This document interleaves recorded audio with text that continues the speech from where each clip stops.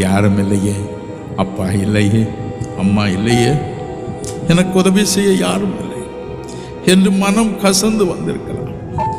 அவர் உங்களை கைவிடவே மாட்டார். வேத புஸ்தகத்தை இன்னும் கருத்தை நீங்கள் வாசிக்கும் பொழுது அதில் காரணமற்ற காயங்களும் நமக்கு வரக்கூடும் என்று வேதம் சொல்கிறது. நீதிமொழிகள் 23, 29, 30 வசனங்களை வாசிக்க கேட்போமா? ஐயோ, யாருக்கு வேதனை, யாருக்கு துக்கம், யாருக்கு சண்டைகள், யாருக்கு புலம்பல், யாருக்கு காரணமில்லாத காயங்கள், யாருக்கு இரத்தம் கலங்கின கண்கள், மதுபானம் இருக்கும் இடத்திலே தங்கி தரிப்பவர்களுக்கும் கலப்புள்ள சாராயத்தை நாடுகிறவர்களுக்கும் தானே. மதுவையும் சாராயத்தையும் நாடும் ஒரு மனிதனுக்கு காரணமற்ற காயம் வரும். ஒரு நாள் பத்திரிகையில் இவ்வாறு வாசித்தேன். சென்னையில் ராயபுரம் என்ற ஒரு இடம் உண்டு.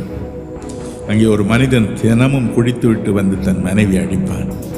ஒரு நாள் மாலை திரும்பி வந்தான். தன் மனைவியின் மீது கோபம் கொண்டான். இறுதியில் அந்த பெண்ணினுடைய முடியை பிடித்து சுவரில் ஓங்கி ஓங்கி அடித்தான். வலி பொறுக்க முடியாமல் அவள் அலறினாள். பிள்ளைகள் கூச்சலிட்டார்கள், அப்பா, அம்மாவை விட்டு விடுங்கள். அக்கம் பக்கத்தில் இந்த பெரியவர்கள் ஓடி வந்தார். எவ்வளவோ முயற்சி செய்தார். என் மனைவியை நான் அடிப்பேன், உங்களுக்கு என்ன என்றார். கடைசியாக மோதி அடித்த பொழுது அந்த தலை நொறுங்கியது, சுக்கு நூறாக நொறுங்கியது. தாரை தாரைய ரத்தம் வழிய தரையில் விழுந்து மாண்டு போனாள்.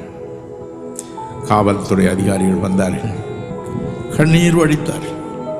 ஏனப்பா இப்படி ஒரு குடும்பத்தை நாசம் பண்ணிவிட்டாய், இந்த 4 பிள்ளைகளையும் அநாதிகளாகி விட்டாய் என்று கண்ணீரோடு அவனை சிறை செய்து அழைத்து கொண்டு போனார்கள்.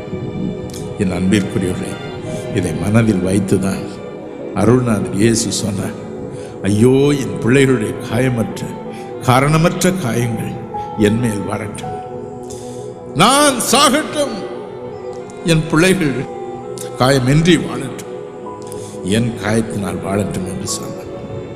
ஹல்லேலூயா. அவர் இன்றைக்கும் உயிரோடு இருக்கிறார். அவருடைய காயங்கள் இன்னும் மாறாத காயங்கள், இன்றும் அதில் ரணம் ஓடிக்கொண்டிருக்கிறது.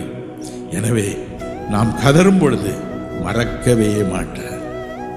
ஐயோ, என்னை ஆணியிலே போட்டு இப்படித்தான் அடித்தார், என் மகனுக்கு இந்த ஒரு இன்ஜெக்ஷனை தாங்க முடியுது என்று கண் கலங்குவார், விரைந்து வருவார்.